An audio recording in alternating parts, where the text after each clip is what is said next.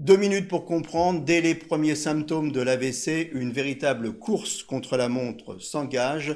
N'est-ce pas, professeur Pierre Amarenko? Vous êtes chef du service neurologie à l'hôpital Bichat.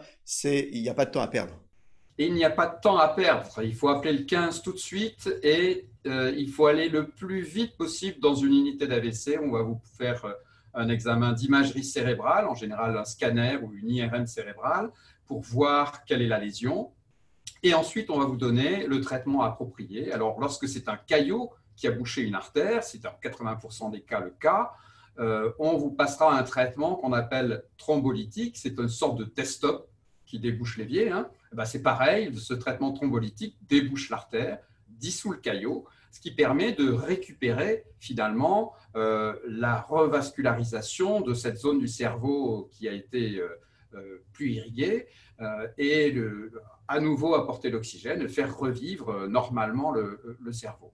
Et donc ça, c'est quelque chose qui peut être efficace dans environ 40% des cas. Au-delà, si ce n'est pas efficace, on peut déboucher l'artère en allant capturer le caillot à l'intérieur du cerveau.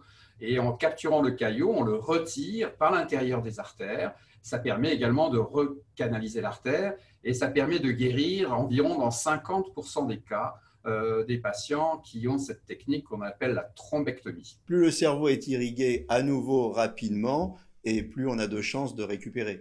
Voilà, c'est pour ça que c'est une course contre la montre. Si on est recanalisé, si l'artère est recanalisée dans les 3h30, 90% de guérison, et toute demi-heure perdue au-delà de ces 3h30, c'est chaque fois 20% de guérison en moins.